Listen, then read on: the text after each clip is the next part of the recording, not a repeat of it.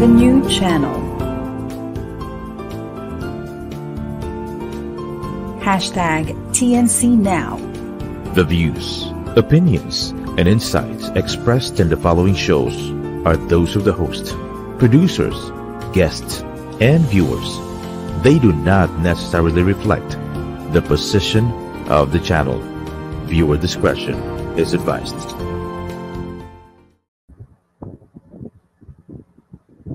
Hi everyone, welcome to the new channel. Our passion transforms a community that sees and shares all things new. I'm David Rioferio and you're watching Insights and Perspectives on TNC.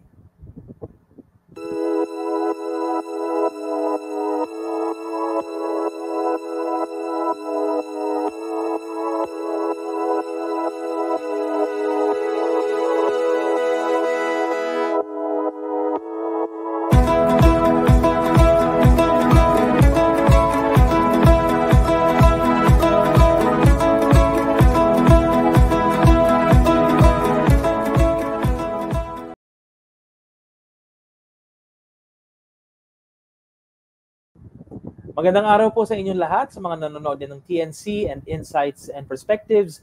We are on episode 5 of this special season dedicated to the most vulnerable children.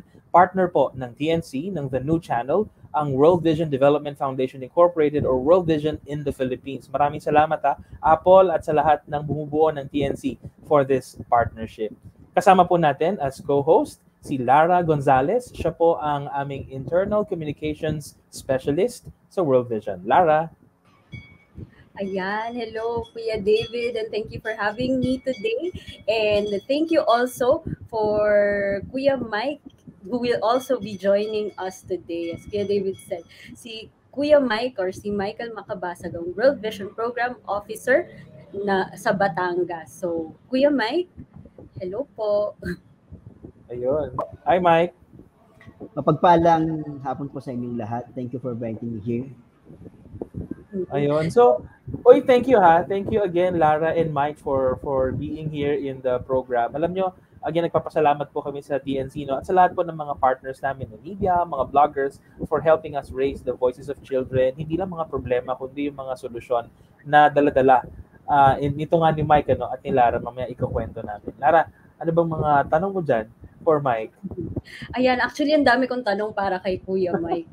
So, si Kuya Mike, isa siya sa palagi naming nabibisita sa field pag pumupunta or may project ang World Vision or activity sa Batangas. So, Kuya Mike, before you tell us about yung mga projects na ito or mga program, can you tell us about yourself muna? So, can you share with us your career journey with World Vision? So what led you to the organization? And after all these years, what makes you still devoted to serving the most vulnerable children? Salamat po. Actually po, supposedly po ay dapat 20 years na ako ngayon. Nag-apply ako sa World Vision ng 2004. Unfortunately, ay hindi nag-push through. Tapos ng 2009, nag-apply ako ulit. Ayun na. Nag-start ang aking career sa World Vision. Naging part ako ng SMT project. Then napunta ko sa area program in 2012 hanggang ngayon. So maraming post na ang pinanggaling ang hinandle ko, naging economic development officer, naging team leader, tapos ngayon ay program officer for education. So, nagsa-celebrate po ako ng 15 years ko ngayon sa World Vision. Wow, 15 years.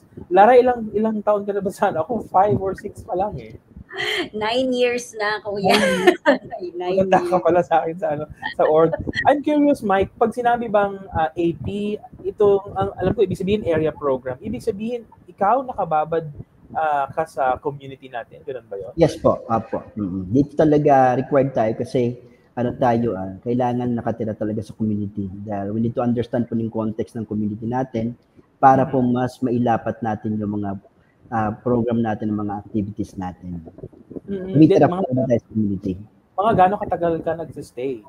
Yung mga tulad mong program officers sa community? Since 2012 po kasi, after ng SMT project ko, nandito na po ako.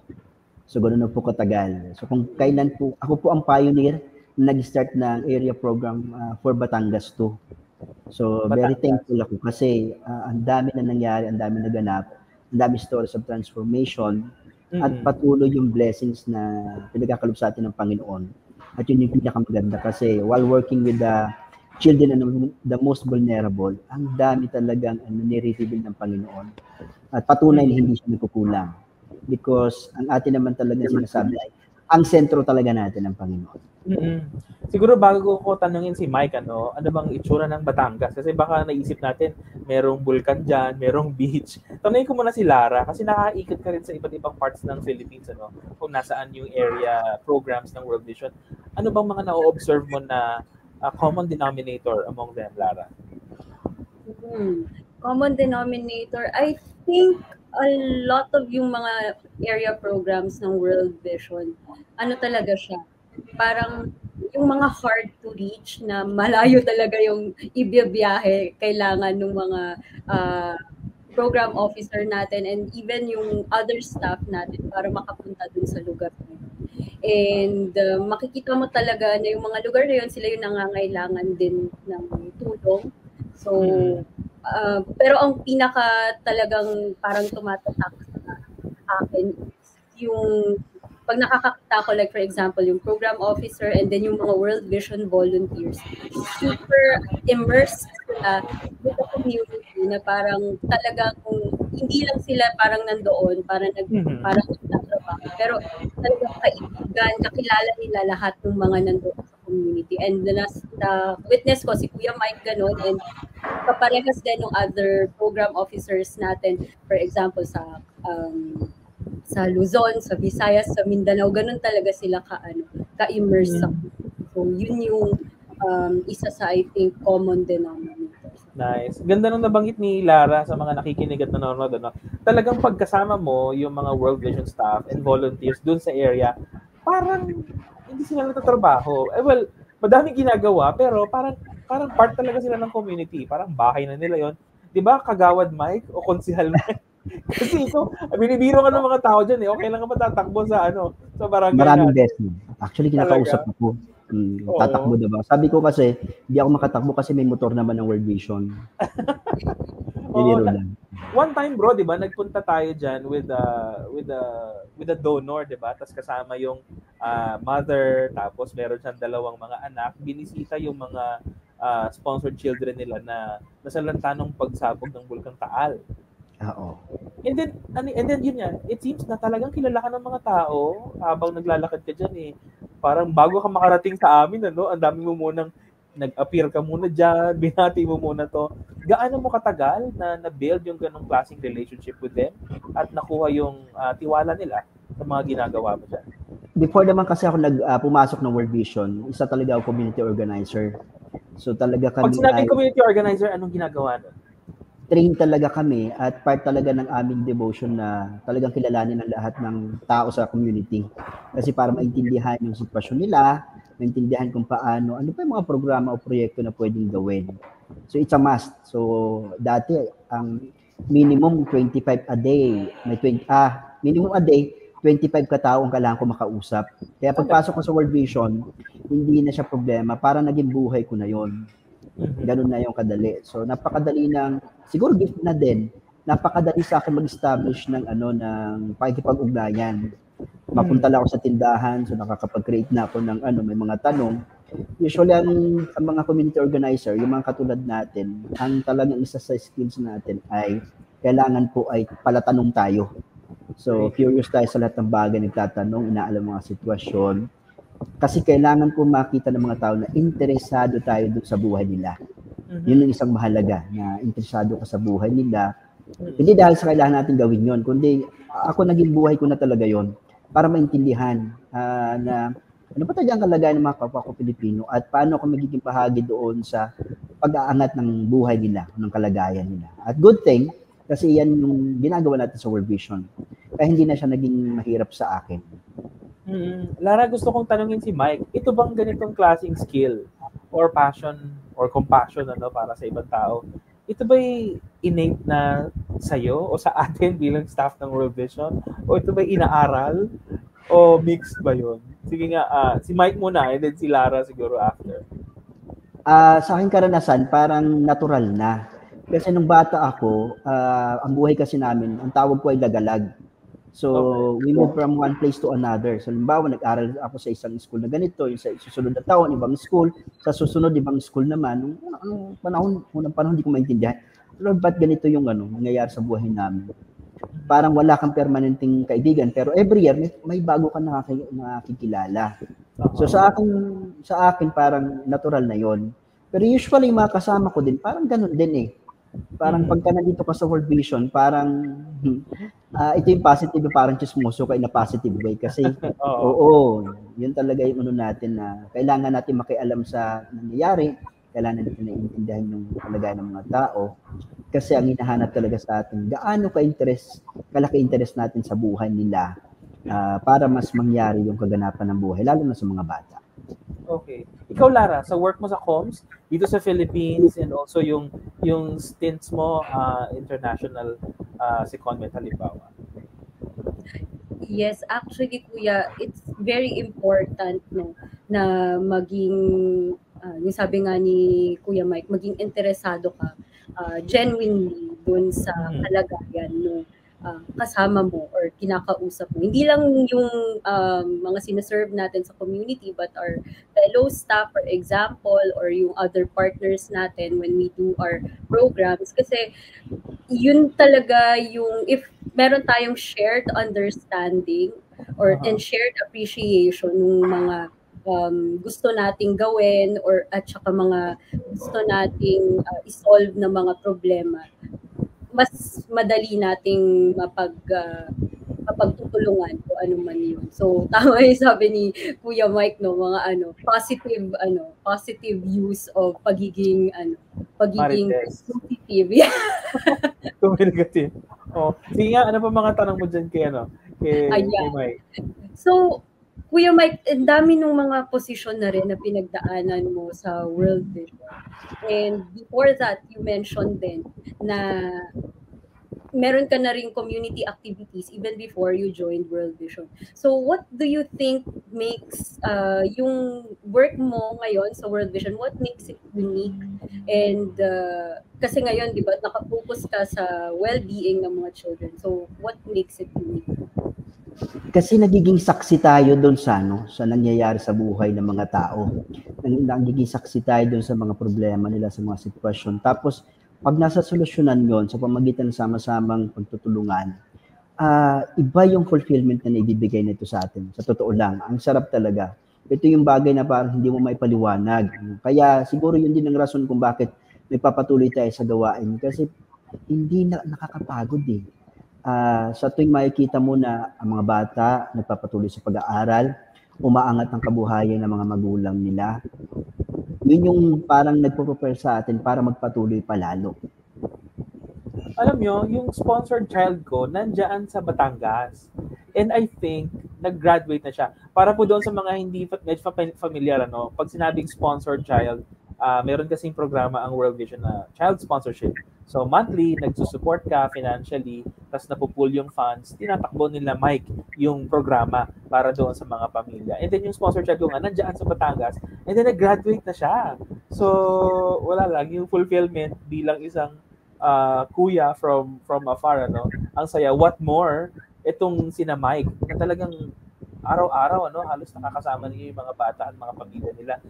Nabanggit ni Lara yung volunteers. Paano ang engagement natin with them sa mga community volunteers? Ano mga tasks nila, halimbawa, Mike? Kung ito yung mga child monitor natin, sila talaga ang katuwang natin sa pagmamonitor sa education ng mga bata, sa health, anything na may kinalaman sa bata, sila yung katuwang natin sa pagmamonitor. So, we work together with them para maintindihan nakakapag-aral ba ang mga bata? May mga bata ba na napoprotektahan ba sila sa iba't ibang uri ng pang-aabuso? At kay mga sitwasyon, sila din katuwang natin para implement yung mga projects natin. Yung iba naman po ay may mga leaders tayo, katulad ng mga farmer natin, sila naman ang katuwang natin para, sila po yung, tayo naman ang katuwang nila. Nagkipagtuwangan tayo sa kanila para naman isulong yung kabuhayan nila. Tapos yung ating mga comms agent, sila naman po ang katuwang natin para naman po isulong yung ekonomiya ng masa na nangyayari sa ating mga area program. So, Sige. ganun po yung mga tuwangan natin. Okay. Nabanggit mo yung COMSCA. Ano ba tong COMSCA? Tapos balita ko meron ka daw alias dyan eh. Hindi ko daw yung iponaryo. Narinig ko na ba yung Lara? Yun yung kanyang isang iponaryo. Meron kayong program. Pakwento naman na tayo. O kasi ang COMSCA, ito yung Community Managed Savings and Credit Association. Ito po yung tinusulong natin na savings mobilization sa community na kung saan, alam mo ang magandaan sa COMSCA, we create something out of nothing. Kasi Paano yan? yung mga tao sa community ay akala nila hindi nila kaya mag-ipon ng pera. Pero dahil dun sa, actually ang ginagawa natin, we provide mechanism through COMSCA kung saan may sistema ito paano nag-ipon, may sistema ito ng meeting, tinuturuan natin sila ng financial literacy. At magugulat ka kasi halimbawa ngayon ito lang po kapag last week pinigay sa atin yung report, nasa 31 million na ipon ng mga tao. Wow. Ganun na kalaking ipon. Talaga? Oo, last year actually umabot tayo ng 60 million ipon nila. Anong area yun? Buong Pilipinas ba to? O Hindi po, sa Batangas, dito lang sa Batangas ito. Batangas Sa area lang yun? natin, sa Batangas, sa Laurel. So yun namang iniipon nila ay ginagamit naman nila sa iba't ibang mga pagkakagastusan. Ang kagandahan niyan, nasisiguro nila at least bibigyan ng baon ng mga bata. Tapos dahil din dito sa COMSCA, nagkaroon na sila ng mga social enterprise. Kaya ang tawag ko dito actually, ang tawag ko ekonomiya.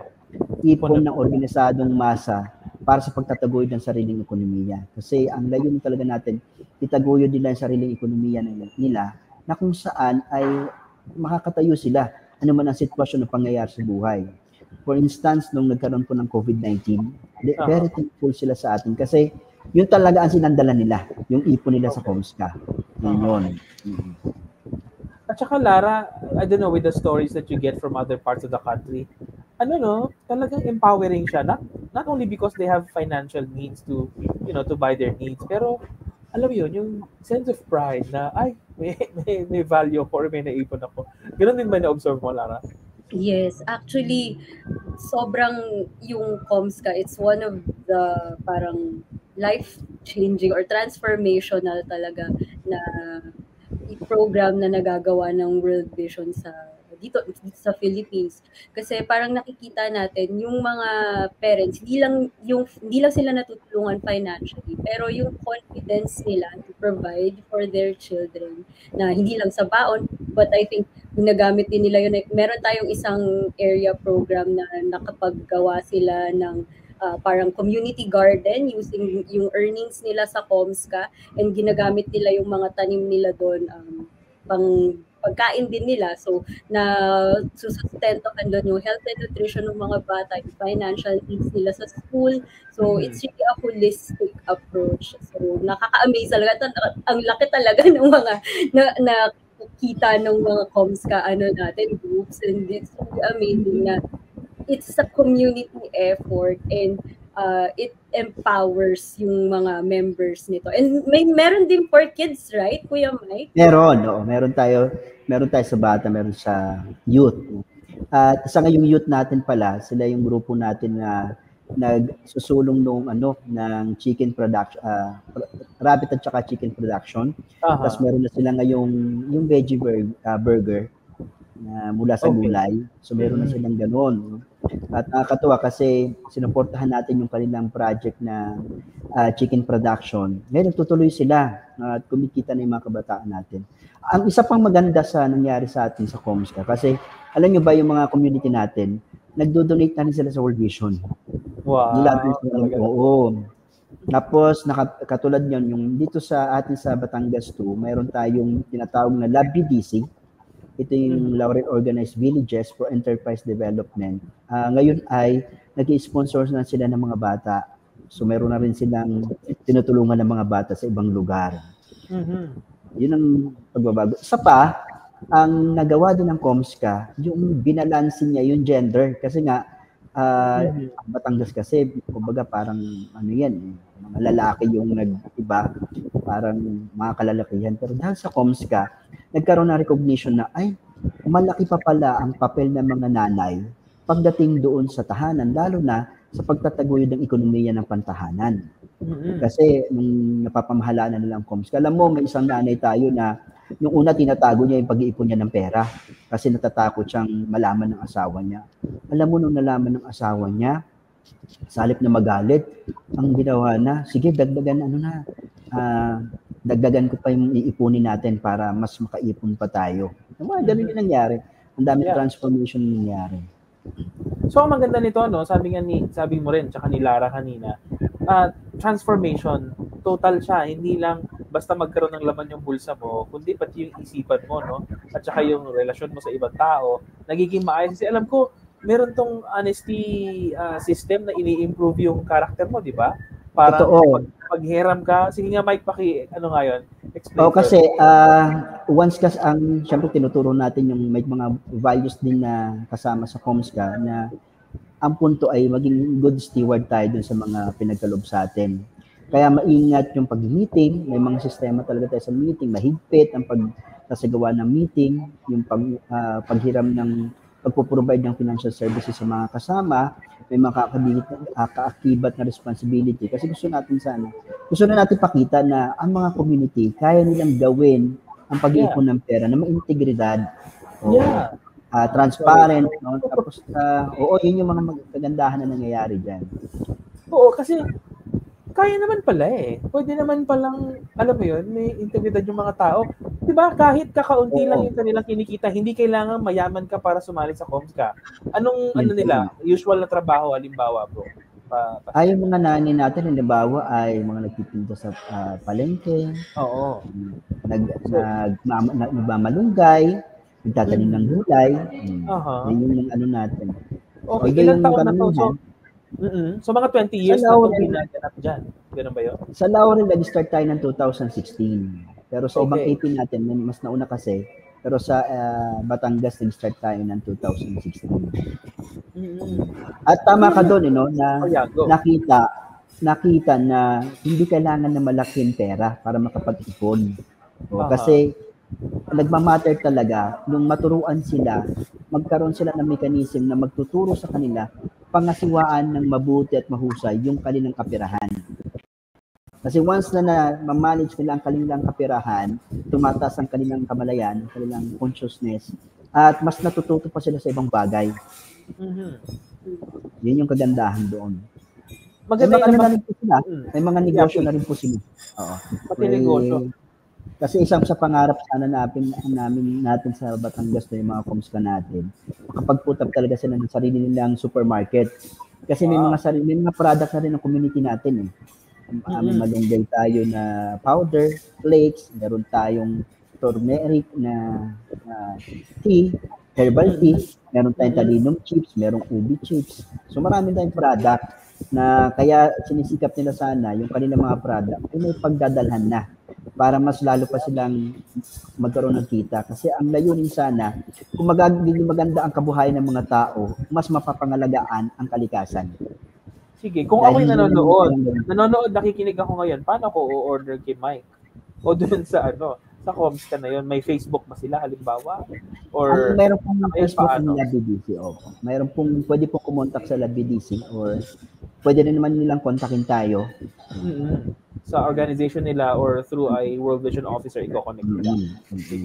Lara, ano mo dyan? Baka meron kang gusto tanong.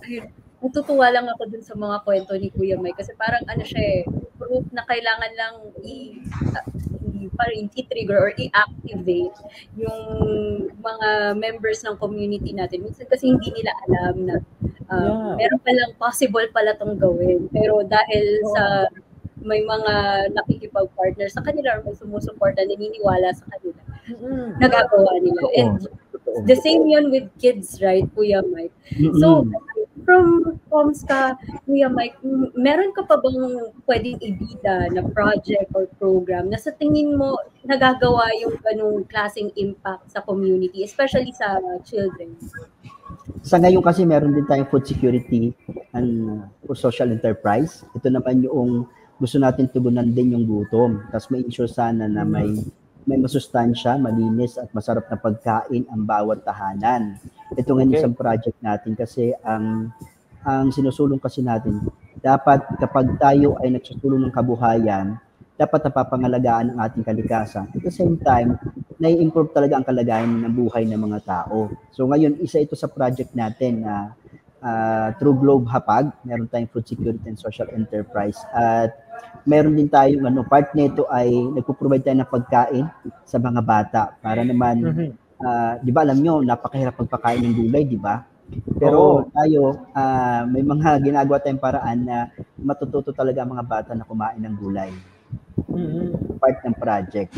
Tapos, dahil meron silang mga gulay, yung mga lahat po ng kanilang sobra sana na gulay, ito po yung ating pinagsasama-sama, iniipon, para naman po ibenta nila, para mula po doon kumita sila, tapos makabili ulit sila ng, kasi yung ating project, may pinapalitan natin ng bigas yung kanilang mga gulay, para ma-ensure talaga na may pagkain sila, may ulam, may bigas, tapos lahat ng kita, paghahatian nila, yung ibang kita ay para naman mag-sustain yung project. Yan yung isa sa maganda natin project ngayon. Kasi yung food security natin, di ba, bahagi ito ng INAP campaign natin para mawakasan yung hunger. Kasi alam nyo, based doon kasi sa data ay 95 na batang Pilipino ang namamatay kada araw. So, gusto natin sana na mapigil yung ganung bagay kasi sayang yung potential ng mga bata. Oo, galing nun na. So, ulitin ko lang, Enough campaign. Ito po ay global. Tama no? So, mga 100 countries ng World Vision, tinatakbo itong Enough or sapat na, tama na, tigilan na itong kagutuman sa ating mga kabahayan, sa mga kabataan. Okay, Lara, yes. Kasi, i-vlog ko lang, no, Kuya David and Kuya Mike. Kasi yung paggutom yung mga bata, lang yung growth nila yung naaapektuhan, pati yung performance nila sa school, minsan kahit yung nila, pakikitungo nila sa ibang tao, di ba, ako, hungry, ganyan ba? Hungry, gutom tayo. At saka hindi lang yung para sa busog sila, pero malusog din. Di ba? Pag malusog ka, parang iba yung gising mo at saka mas masipag ka, mas ready ka para harapin yung mga kailangan mong harapin, especially for kids that are growing. So, Kuya Mike, how do you parang encourage? Kasi you, for example, itong Hapag movement, it's in partnership with our corporate partner, right? So, how do you encourage others to really get involved in these kinds of programs? Kasi hindi naman, for example, may mga nakikinig or nanonood sa atin ngayon, hindi sila pwedeng pumunta palagi sa community, pero gusto nilang tumulong. Ano yung mga pwede nilang tumulong? Actually, pwede naman, malaki talaga may tutulong nila sa atin. At least kung gusto nila mag-donate sa atin, ano man ang pwede, marami naman pwede silang gawin sa atin. Kung makikipag-ugnayan sila sa atin, sa ating opisina ay marami sila magagawa. So, pero ang maganda kasi ngayon, alam mo Lara, David, ang mahalaga na maintindihan natin, ito na kasi ang panahon na pinaka-the best, na lalo natin gawin ang the best para sa mga bata. Alam mo, the difference ng mga bata at na tayo ng mga magulang, kasi ako magulang naman ako, ang difference talaga, ang mga bata ang tagapagmana. Now, kung hindi tayo kikilos, ang maipapamana natin na kalagayan sa ngayon, hindi talaga magiging maganda. At kung hindi maganda ang maipapamana natin pagkilos sa mga bata, malamang yan din yung gagawin nila sa sunod na henerasyon. Kaya mahalaga po ang papel ng ating mga donor at sponsor para tutulungan. Kasi hindi lang po food security ang project natin, meron hindi lang po Comsca. Meron pa po tayong tinatawag na Kalinga Aralan. So, ang Kalinga Aralan ay bahagi po na kung saan nagpo-provide po tayo ng space sa mga bata para sila po makakapaglaro at nakakapag-aral, lumalago. Meron silang opportunity para lumikha, maging maipamalas ang creativity nila. Yan yung tinataguyod natin ngayon in relation po sa education. Kasi kasama dyan, meron tayong mga literacy program para sa mga bata. At kasama din yan sa mga partner natin yung pagtuturo ng di ba, nagkakaroon tayo ng Bible study, Tapos Yeah. iba pang bagay na makakatulong sa bata. Ang tinawag natin kalinga-aralan yan kasi gusto sana natin kalingain ng mga bata. At the same time, habang kinakalinga sila, nakakapaglaro sila, nakakalikha sila, lumalago sila, at nabibigyan natin ng pagkakataon yung kahalagahan na papel nila sa community, na kahit sila bata, may papel sila sa community para umundad yung ating community. Galing naman nun. Mike, before I ask the final question, and siguro si Lara, before I request her to summarize or ano ba mga pwedeng pulutin sa ano na to, tanong ko lang, kasi you've been awarded nito recently sa ating all staff na yun nga, 15 years na sa serbisyo sa ating mga communities. Paano ka nagpapahinga? Kasi, di ba, 15 years din yun, ha? Nakakapagod yun. Tapos, baka natutulog ka, biglang uusok naman yung Bulkan Taal, ano? So, kasi very, nga yung lugar ng mga pinupuntahan ng World Vision. How do you recharge? Nagpapasalamat ako dun sa gift na binigay sa akin. Kasi ito, actually, hindi ko siya tinitingnan na trabaho. Part na po siya ng buhay ko talaga. Yun yung kagandahan na siguro pinagkaloob sa akin ng Panginoon, na part na siya ng buhay ko, na napakasarap kasi na makita talaga yung maganda nangyayari sa ating mga community. Kaya may mga pagod, pero ang kagandahan sa atin naman sa organization, meron tayong pinoprovide, ini-ensure natin na yung mga staff natin na katulad po namin ay may mga me time din.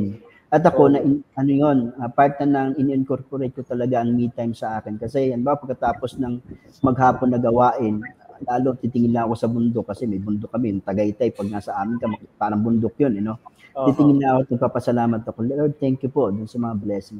Eventually, magkakaroon ko ulit ng lakas. So, pwede mo magpahinga, pero lagi kasing pag natutunan mo na ang lahat ng nangyayari sa buhay mo ay minsan lang yung opportunity, talaga na naisip mo na mag-perform at ibigay ang the best mo para mangyari yung pangarap natin, kaganapan sa buhay ng bawat batang Pilipino. Galing naman. Lara, meron ka bang gustong i-add doon before Mike delivers his final message? Kung merong kung ganito yung mga kasama mo sa trabaho, Kuya David, talagang inspire ka din magtrabaho. So salamat Kuya sa ating mga ka-opisina, lalo na yung mga nasa field, kasi sobrang kayo yung nag-i-inspire sa amin. And hindi lang sa amin, pati sa mga nanonood at nakikinig sa atin na to really get involved, to also be really thankful for the opportunity na gawin yung ganun. So, Kuya Mike, do you have any final message before we wrap this interview? Ayun, kukunin ko na pagkakataon ito na magpasalamat sa mga donor at sponsor natin na naniwala po sa ating sinusulong, at sila din po nung nagpupunta sila sa area, nakita nila yung ginagawa natin, at nagkaroon din ng transformation sa kanila kasi nakita nila totoo pala yung ginagawa natin, totoo pala yung mga kalagayan ng mga bata, ng mga tao, at nakita nila na ang kanilang ginagawang pagtulong hindi nasasayang. At yung panahon kasi natin ngayon, Lara and David, hindi na natin kakayanin pa na ipagpasawalang bahala. Kasi sabi ko nga kanina, ito na, kailangan na natin ayusin ang kinangayunan. Kung gusto natin masiguro maganda ang kinabukasan, we need to act now para maayos ang kinangayunan. Kasi ma-ensure lang natin na maganda ang kinabukasan kung maganda ang kinangayunan. At isa sa magandang gagawin natin, siguraduhin ng ating mga batang Pilipino, bawat ating Pilipino, nakakapag-aral sila, may lusog at masarap silang pagkain, meron silang pagkakataon para ipamalas yung kanilang kagalingan, at nagpapatuloy na nasusuportahan sila para ma-explore pa nila, ma-discover nila yung kanilang kagalingan, para din sila na pagka sila, yun ang pagkakataon nila na magkaroon ng maibalik naman yung dapat nilang gawin sa komunidad, ay magagawin din nila ng tama at maayos yung kanilang gagawin kasi nakita nila naging magandang ehemplo tayo. Kaya thank you so much sa mga donor sponsor natin. Malaki po ang itutulong ninyo para po mangyari ang kaganapan ng buhay sa bawat batang Pilipino. Yun, maraming salamat Mike. Lara? Maraming salamat Kuya Mike, at maraming salamat nga po thank you so much, Kuya Mike, everyone na nagsusupport sa World Vision. Kung gusto nyo pong maging involved, you can visit our Facebook page, our website, and marami po dong mga choices kung ano yung nakapukaw sa inyong puso para maka-reach out sa mga bata. Diba? And nakakalimutan ko dun sa stories pa lang na sobrang konti pa lang nung nakwento ni Kuya Mike, pero yung impact, parang ang laki-laki na nung pagbabago. And totoo yun, we are able to witness. So salamat Kuya Mike for sharing. So bitin talaga no sa mga nakikinig, bitin po talaga ang usapan kapag kwentong pambata at saka yun nga yung mga ginagawa namin sa World Vision at mga katulad ng ganitong organisasyon. So kami po ito, si Mike Makabasag from Batangas, si Lara Gonzalez from Quezon City. I'm David Rioferio. This is Insights and Perspectives. Thank you so much. God bless you.